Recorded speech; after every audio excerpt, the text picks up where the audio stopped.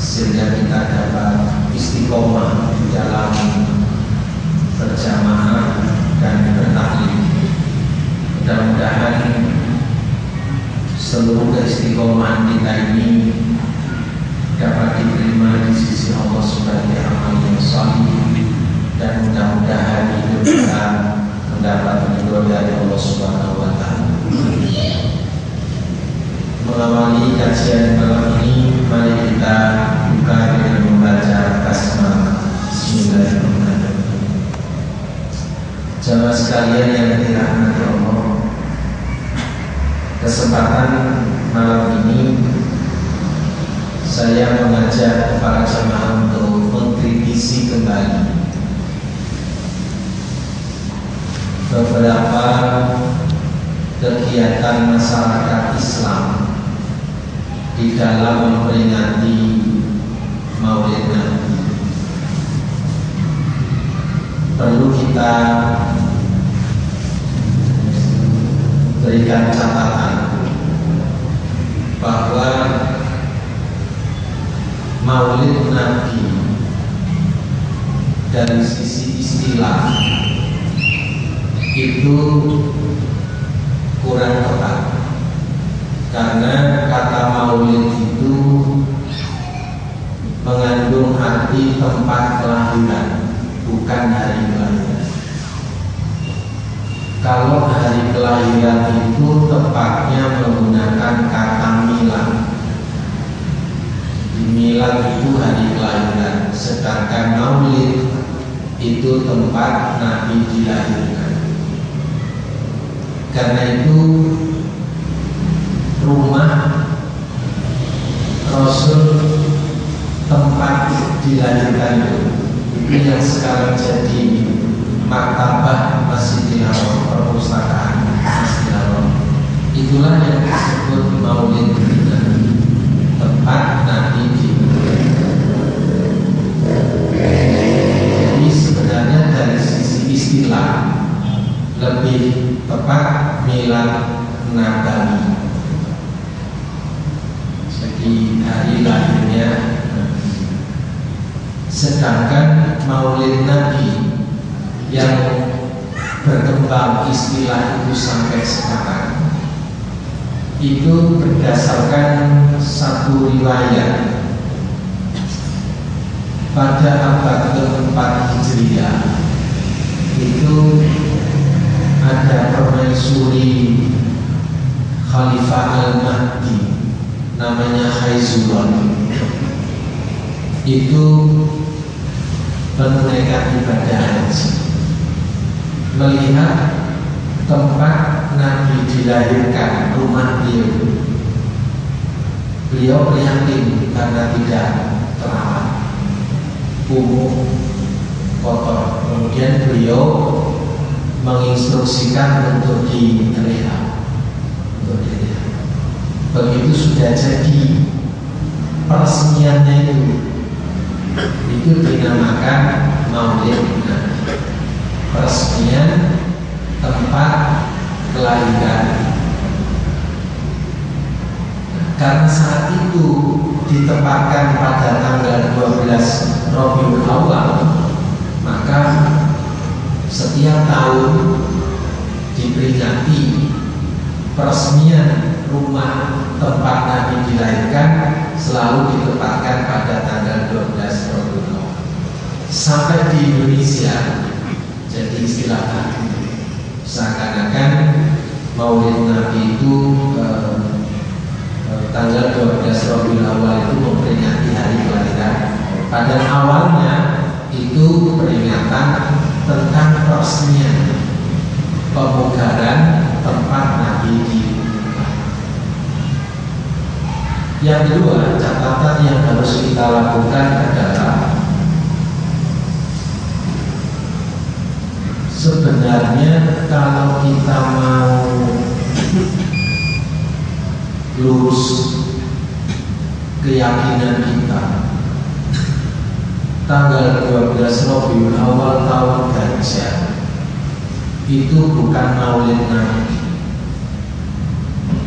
bukan milad Nabi, karena saat dilahirkan itu belum jadi nabi, masih bayi calon nabi. Jadi dari sisi peristilahan itu sudah campur baur. Kita sudah terlanjur mengatakan Maulid Nabi tanggal 12 Rabiul Awal tahun Gajah itu atau 571 Masehi itu hari kelahiran Nabi. Padahal saat lahir itu belum diangkat jadi. Justru kalau kita mau jujur mengakui kelahiran seorang Nabi dan Rasul itu 17 Ramadan saat Nabi Muhammad berusia 40 tahun menerima wahyu pertama surat Al-Alaq 5 ayat itu. Saat itu lahirnya seorang, karena saat itu beliau secara resmi diangkat sebagai Nabi dan Rasul. Ya, namun ini sekedar catatan Bapak. Ini yang benar sebenarnya. Tapi karena sudah kadung salah kaprah itu dianggap sebagai suatu kebenaran, maka kalau kita melakukan perbaikan seperti ini dianggap ya aneh-aneh, bahkan bisa dimusuhi. Dan apa? Kok selama ini sudah begitu, kok sekarang mau dibongkar-bongkar? Padahal kita nggak ada etika jelek. Etika kita adalah meluruskan kesalahpahaman masyarakat tentang Maulid. Dan sebenarnya kalau kita mau terbuka juga, sepanjang Rasulullah hidup itu tidak pernah beliau merayakan hari kelahirannya. Silakan Bapak Ibu baca riwayat manapun, Rasul itu tidak pernah memperingati hari kelahirannya, apalagi motor kumpul niup lilin dan tidak pernah. Nah, maka sesungguhnya kalau tidak ada contoh dari Nabi itu namanya terus apa? Kalau Nabi tidak pernah melakukan, nah sekarang cenderung dibesar-besarkan terus gimana? Maka kita harus lebih mendalami apa misi Nabi Muhammad diangkat oleh Allah jadi Rasul.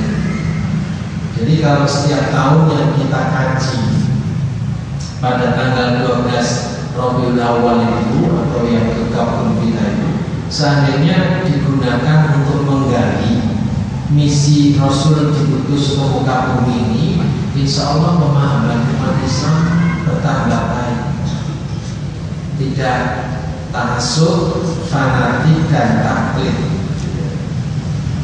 Demikian pula semakin dewasa mensikapi ajaran Rasul dan memiliki komitmen sebagai umat Rasulullah. Nah, maka Bapak Ibu, berdasarkan catatan Sirah Nabawi, misi besar yang dibawa oleh Rasulullah itu 3. Dan misi ini tidak pernah dipikul oleh nabi-nabi sebelumnya. Misi yang pertama adalah misi kalimatul wahdah. Kalimatul wahdah itu menurut Ibnu Qayyim al-Jauzi diberi pengertian kalimat satu yang menjadi misi seragam para rasul. Jadi rasul-rasul terdahulu itu membawa misi la ilaha illallah. Ini misi seragam. Perbedaan antara nabi dan rasul itu menyangkut syariat, hukum. Misalnya hukum pernikahan di zaman Nabi Maka masih diperbolehkan nikah dengan saudara. Misalnya Nabi Adam alaihissalam punya 4 putra, 2 laki 2 perempuan, lahir kembar 2. Nah, Qabil lahir dulu beserta Iklimah perempuan, Habil lahir kemudian beserta Labuda. Syariat Allah menetapkan nikah silang. Saat itu boleh, karena apa? Populasi manusia ya cuma 6 bintik. Maka begitu populasi manusia sudah semakin banyak, persoalan semakin kompleks, agar garis keturunan itu jelas, maka ada hukum nasab. Muhrim bukan muhrim, walinya harus jelas, karena wali ini menyangkut sahnya sebuah pernikahan. Ditambah lagi ahli waris dan seterusnya. Maka perbedaan antara Nabi dan Rasul itu menyangkut syariat, sedang ketauhidannya sama. Nah, ambil satu contoh fakta sejarah di dalam buku wasiat terakhir para nabi. Nabi Nuh alaihissalam itu menjelang ajal, beliau berpesan kepada kerabat dan kaumnya, wahai kaumku, jagalah kalimat la ilaha illallah, sebab kalimat itu apabila ditimbang dengan bumi seisinya, masih lebih berat kalimat itu di akhirat ketika ditimbang dengan dunia seisinya. Jadi beratnya nilai pahala kebaikan yang ada pada kalimat la ilaha illallah itu lebih berat daripada nilai bumi seisinya.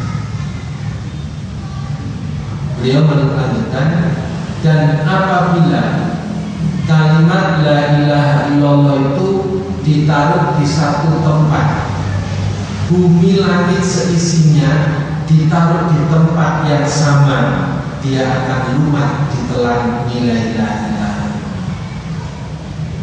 Itu wasiatnya Nabi Nuh. Berdasarkan wasiat terakhir Nabi Nuh alaihissalam, kita berkeyakinan bahwa kalimatul wahidah, kalimat satu la ilaha illallah itu menjadi misi seragam para rasul.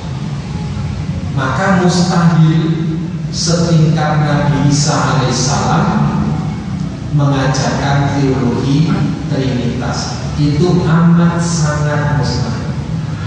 Nabi Isa itu rumpun rasul, saudara para rasul yang tidak mungkin mengajarkan kemusyrikan itu enggak.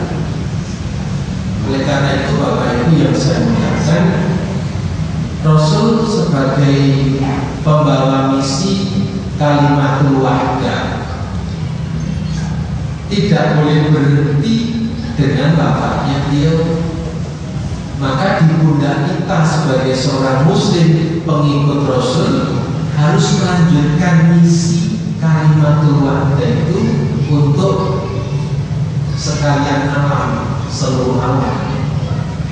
Paling tidak kalimatul wahidah itu kita jaga untuk tetap bersama kita,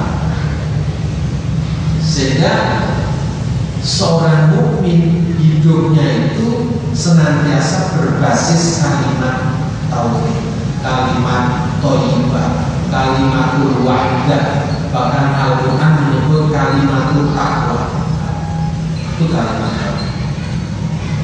Maka di saat seperti sekarang, di mana kemusyrikan merajalela di mana-mana, mistik, khurafat, tahayul semakin hari semakin dirawat dengan baik, maka menyelamatkan iman itu menjadi kewajiban penting. Menyelamatkan diri agar kalimat thayyibah itu bersih dari kemusyrikan itu menjadi keniscayaan, keharusan yang tidak bisa ditawar-tawar. Karena itu Bapak Ibu yang saya muliakan, kalau orang memperingati kelahiran Rasul, mestinya melanjutkan misi tugas Rasul menyebarkan kalimat la ilaha. Nah, gayanya memperingati hari kelahiran Rasul, sholawat berhambulan, tetapi nuansa bid'ahnya sangat kental dan nuansa kemusyrikannya juga sangat kental. Ini yang disebut antagonis. Oleh karena itu, mari kalau kita mencintai Rasul, ya kita ikuti sunnahnya, meladani akhlaknya, dan melanjutkan misi utama beliau, yaitu menyebarkan kalimat tauhid la ilaha. Itu yang pertama yang harus kita lakukan. Yang kedua, beliau menegaskan sendiri, innama bu'itsu liutammima makarimal akhlak. Itu pernyataan beliau sendiri. Sesungguhnya aku dibangkitkan oleh Allah untuk menyempurnakan. Nah, pengertian menyempurnakan akhlak itu ada dua pengertian. Menurut Ibnu Maskawai, pakar akhlak, itu mengatakan bahwa yang disebut makarimal akhlak itu menyempurnakan ajaran akhlak yang sudah pernah disampaikan oleh Rasul-Rasul terdahulu. Sempurnanya ada di pangkuan Rasulullah SAW. Jadi Rasul-Rasul terdahulu mengajarkan akhlak, tapi belum sempurna sebagaimana sempurnanya akhlak yang diajarkan oleh Rasul.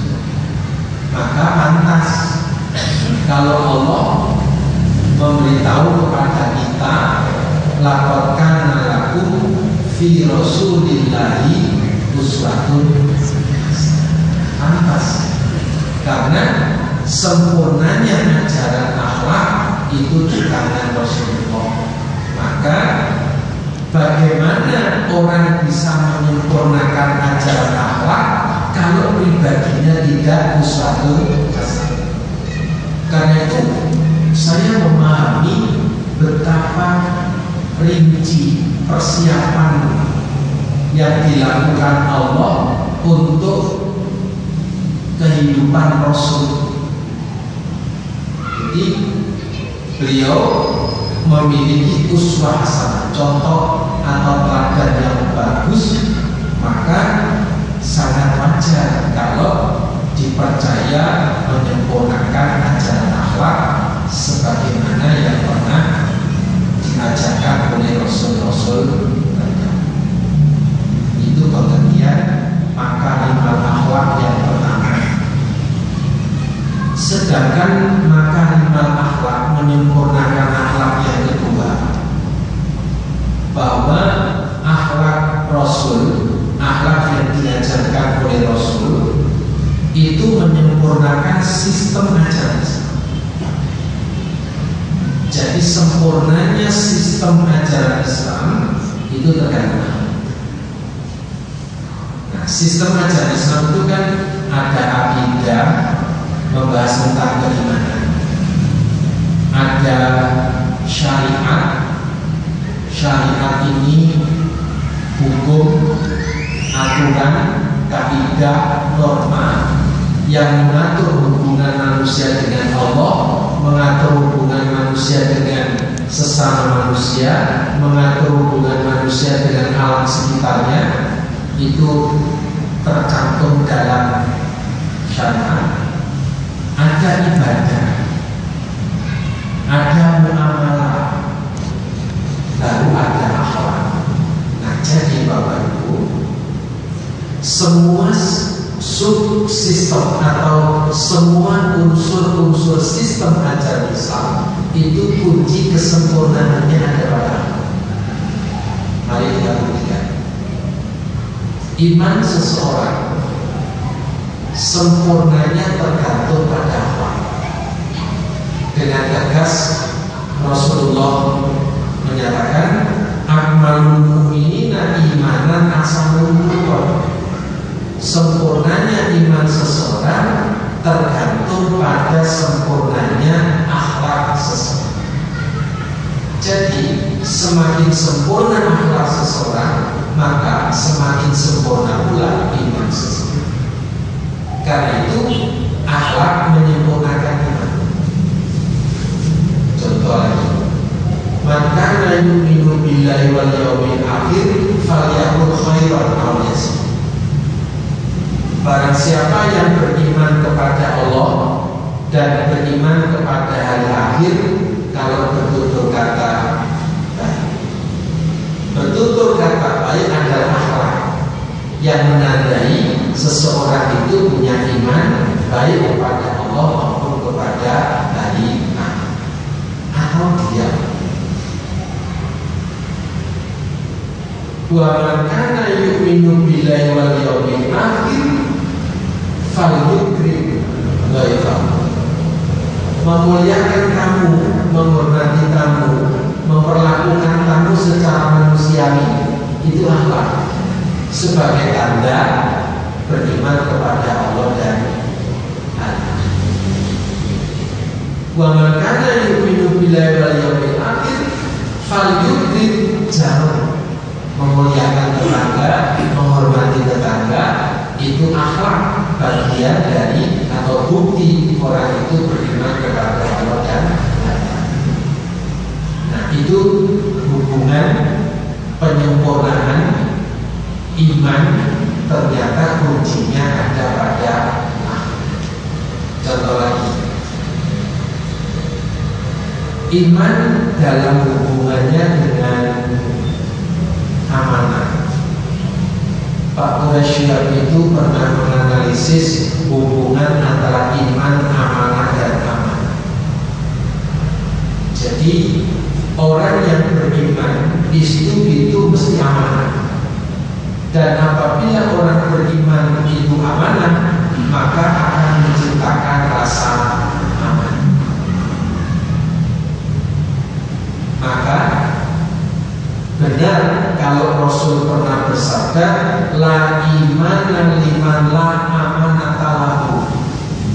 Tidak termasuk orang yang beriman kalau tidak jujur, atau tidak beriman seseorang kalau tidak memiliki sifat amanah, sifat jujur. Maka semakin tinggi kejujuran yang dimiliki oleh seseorang, maka setinggi itu pula beriman seseorang. Semakin rendah derajat amanah seseorang, ya serendah itu pula iman yang dimiliki oleh seseorang. Karena itu semakin jujur seseorang, ya menandakan keimanannya sebaik kejujuran. Dan apabila orang itu iman dan amanah, maka pasti menciptakan rasa aman, baik bagi dirinya maupun bagi orang lain. Bapak Ibu kalau terpaksa titip kepada orang, titip barang kepada orang yang tidak amanah, yang tidak aman mesti juga. Pertama, Bapak Ibu merasa gelisah, tidak aman, tidak nyaman. Karena apa? Khawatir titipan Bapak Ibu disalahgunakan, atau barang yang kita titipkan itu tidak aman. Nah, namun sebaliknya, Kalau yang kita titip itu orang yang amanah, kita itu pernah. Karena apa? Ya, karena teman yang kita titip itu orangnya bertanggung jawab, amanah, selama ini tidak pernah berkhianat. Nah, kalau titipan kita ini dijaga oleh orang yang amanah, maka barang kita mesti aman. Karena itu iman, amanah dan aman itu tiga kata yang harus ada dalam diri seorang. Orang beriman harus amanah. Hasil iman dan amanah melahirkan suasana aman, tenang, tentram, dan itu bukti bahwa akhlak itu menyempurnakan iman. Sekarang mari kita buktikan akhlak itu menyempurnakan ibadah. Bapak Ibu, ibadah apapun itu ada 3 tingkatan. Ibadah apapun. Ambil contoh ibadah sholat. Sholat yang kita kerjakan itu kalau memenuhi syarat dan rukun, tingkatannya sah menurut syariat. Karena apa? Syaratnya lengkap, rukunnya juga dikerjakan dengan sempurna. Maka tingkatan sholat itu baru sah menurut syariat. Agar sholat kita ini menjadi sempurna, maka harus disempurnakan dengan akhlak. Itu tingkatan kedua. Agar sholat kita sah dan sempurna dengan akhlak, bagaimana sholat kita akan diterima Allah? Maka sholat itu harus sholat transformatif. Sholat transformatif itu artinya ritual sholat yang dikerjakan seseorang melahirkan perubahan perilaku yang semakin baik. Itu baru sholat diterima oleh Allah. Maka kalau seseorang sholatnya sebatas ritual, apalagi dikerjakan acak-acakan, maka sholatnya hanya sah, tidak mencapai sholat yang sempurna, apalagi tidak melahirkan perilaku yang lebih baik, maka tidak termasuk sholat yang sempurna dan tidak termasuk orang yang sholatnya diterima oleh Allah. Kalau sahnya sah, ya sudah dapat pahala, ya sebatas transaksi pahala yang telah ditetapkan oleh Allah. Nah, seperti apa sempurnanya sholat yang disempurnakan oleh akhlak? Bapak Ibu, syarat sahnya sholat itu menutup aurat. Selain suci dari hadas kecil, hadas besar, dari najis baik pakaian, badan maupun tempat sholat. Ambil contoh yang menutup aurat. Seandainya seorang bapak sholat pakai kaos, karena sudah menutup aurat, maka sholatnya sah. Karena syarat sahnya terpenuhi, yaitu menutup aurat, meskipun aurat hanya ditutup dengan kaos. Tetapi akhlak bicara lain. Sholat seperti itu tidak sempurna. Karena apa? Menghadap Allah tidak etis, tidak sopan. Sementara kalau menghadap atasan, bupati, wali kota, gubernur, bajunya yang hebat-hebat dan mahal-mahal. Sementara menghadap Allah cuma memakai kaos. Meskipun secara syariat itu sah, tapi dari sisi akhlak itu termasuk sholat yang tidak sempurna. Apalagi kaosnya itu kaos rumus, kaos kampanye partai politik, gambarnya politisi diajak menghadap Allah, sementara gambar politisi yang ada di kaos itu tidak beriman, bahkan ahli syirik, pamerkan kepada Allah. Ini sholat macam apa? Sudah pakai kaos itu udah etis, kaosnya ada gambarnya politisi kafir, politisi yang tidak beriman, bahkan melestarikan kemusyrikan. Itu kita tunjukkan di hadapan Allah saja. Sholat macam apa? Karena itu saya sepakat kalau pengurus takmir itu selalu menghimbau kembali kepada perintah Al-Quran, ya Bani Adam, khudhu zinatakum inda kulli masjid. Pakailah pakaian-pakaian yang terbaik ketika kamu ke masjid. Jadi ke masjid itu harus memakai pakaian yang terbaik, yang sepatutnya kita pakai untuk menghadap Allah. Bukan kaos promosi, apalagi promosi rokok. Ya kalau masih promosi kecap kalau itu masih lumayan, rokok. Nah, jadi Bapak Ibu yang saya muliakan, amal itu menyempurnakan ibadah. Contohnya tadi salat saja sholat. Sekarang rukun sholat. Mengapa rukun sholat ada tumanina segala macam? Ketika melaksanakan rukun sholat, Rasul pernah bertanya, tahukah kalian siapakah orang yang mencuri sholat? Sahabat ada yang bisa jawab. Kemudian Rasul menjelaskan, ketahuilah sesungguhnya orang yang mencuri sholat adalah ketika rukuk belum sempurna sudah i'tidal, i'tidal belum sempurna sudah sujud. Artinya sholat yang tidak tumanina sama dengan mencuri haknya Allah. Kalau rukuknya tidak tumanina berarti mencuri haknya Allah. Sujud tidak tumanina berarti mencuri haknya Allah. Maka termasuk tidak berakhlak kalau sholat seseorang itu tidak tumanina.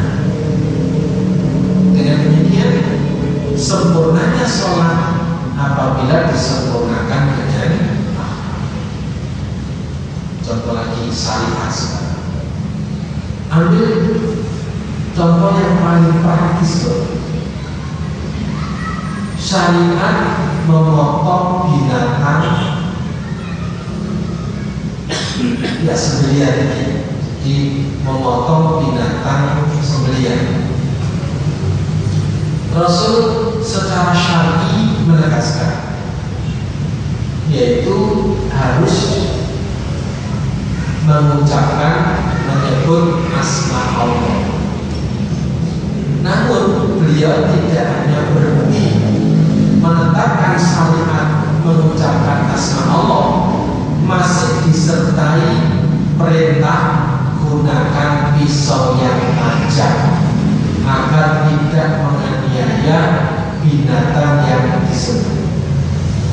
Saya membayangkan seandainya syariat menyembelih itu hanya mengucapkan asma Allah, betapa variasinya orang potong binatang.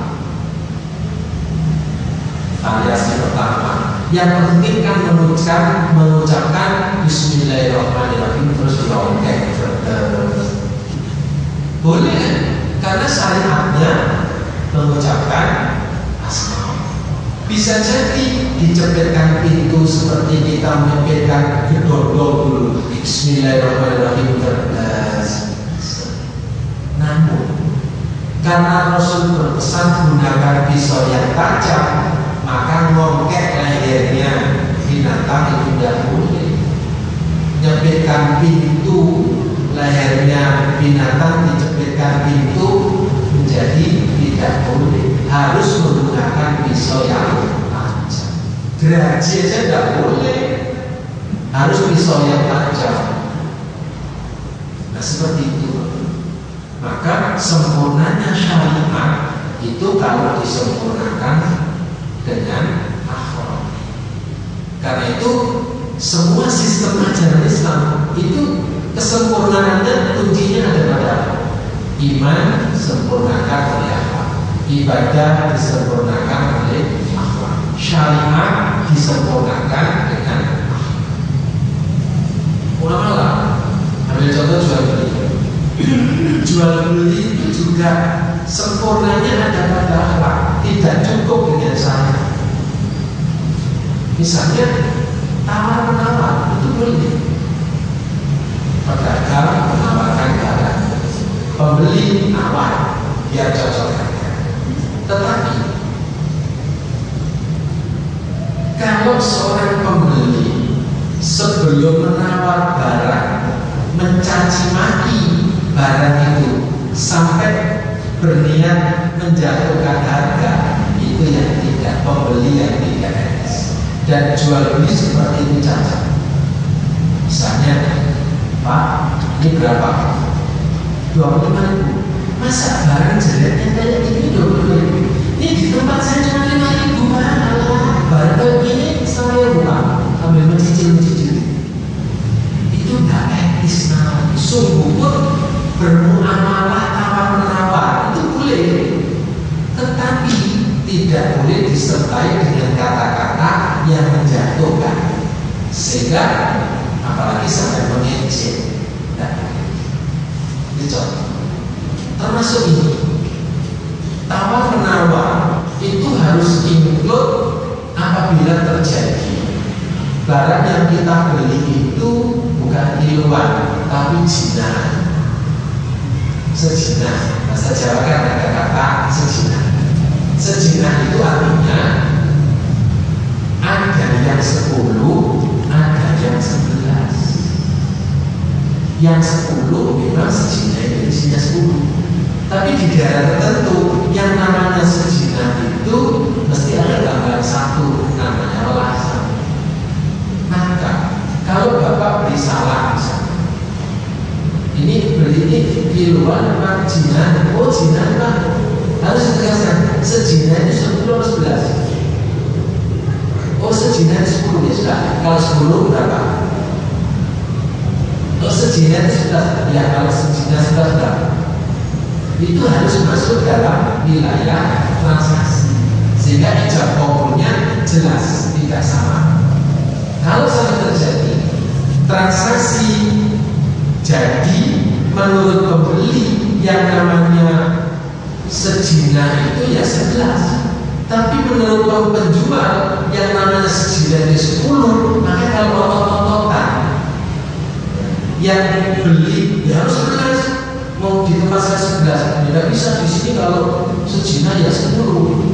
Kalau seandainya penjual itu terpaksa mengabulkan tuntutan pembeli, tuntutan itu tidak dalam lingkup transaksi, dan itu bisa jadi subhat atau tidak halal bagi rakyat. Karena itu saya kalau hanya satu biji salah harus merusak 10 yang kita terima.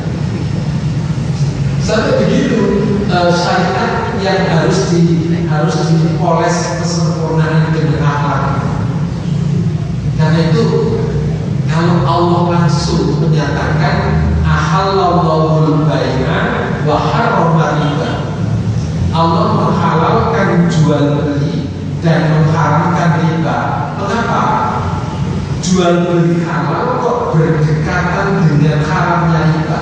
Karena bisa jadi meskipun jual beli halal, kalau tidak mengikuti tuntutan syariat dan akhlak, jatuhnya bisa menjadi riba yang diharapkan. Kurangi sukatan jadi riba, menyembunyikan catatnya barang jadi riba, sumpah palsu demi Allah ini dari Amerika pulangan saya sekian, padahal dari Bandung, sudah menyebut melibatkan nama Allah. Jadi nama Allah diseret untuk bersumpah tapi palsu. Itu tidak akan barokah. Karena apa? tidak antara dimikum. Jual beli itu harus ridho sama ridho. Yang jual ridho karena dagangannya laku, dia dapat untung. Yang beli juga ridho karena dapat yang dibutuhkan dan harganya sesuai. Ya, saya pernah bulan puasa itu lihat orang mikul jeruk, siang-siang saya tingkat, Pak, mau beli jeruk, Pak, manis apa? Gimana nih, mosok-mosok goro-goro. Kata-katanya kan enak ya, manis, Pak, mosok-mosok goro-goro lah. Sampai ngicipi lah, kalau mosok, Pak, guanya kan beda. Ya, ditimbang, Pak, kita gitu. Saya bawa pulang, menjelang buka kita bebas. Begitu kita icip, kau mecut semua. Nah, padahal yang namanya mosok goro-goro, macam goro kan? Nah, seperti itu kan? Seperti itu kan menjelaskan saya. Sungguh pun saya jaga agar anak saya tidak kecewa. Ini aja deh, dikupas, diperes, dikasih gula jadi morsel, tapi itu jadinya. Nah, itu manipulasi dalam rangka kita biar tidak kecewa. Tapi bagi penjual itu sebuah bohong. Di saat kita tidak mungkin dicicipi karena puasa, malah ditawari, kalau dicicipi tahu di botol pelana. Nah, seperti itu tidak boleh, Pak. Jadi ya syariat itu mengatur kita hidup bersih, hidup sempurna, baik. Jangan sampai kita ini ada cacat. Itu syariat Islam. Baik, itu misi Rasul. Maka minimal akhlak, menyempurnakan akhlak, artinya sistem ajaran Islam itu disempurnakan oleh Rasul. Nabi-nabi terdahulu tidak punya misi seperti itu, karena ajaran akhlaknya masih proses menuju sempurnanya di tangan Rasulullah. Dan begitu Rasulullah memiliki uswatun hasanah dan oleh Allah dikasih stempel wa innaka la'ala khuluqin azim, sesungguhnya kamu Muhammad memiliki akhlak yang agung, maka pantas kalau makarimah akhlak itu diperankan oleh Rasulullah SAW. Maka kalau kita memperingati Maulid, mestinya akhlak orang yang memperingati itu seperti baik.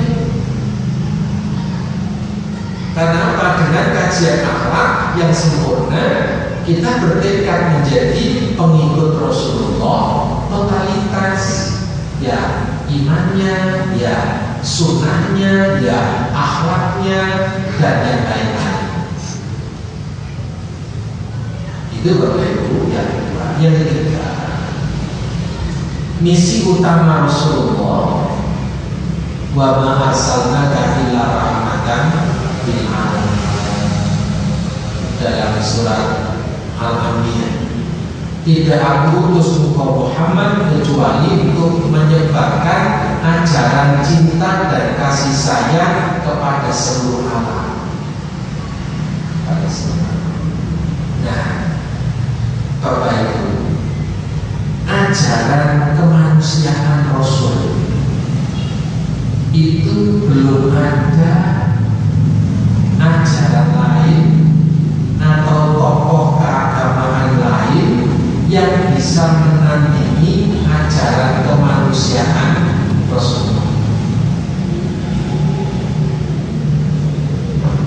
Kita rinci satu persatu. Rasulullah itu mengajarkan cinta dan kasih sayang itu sejak manusia bangun tidur sampai tidur lagi.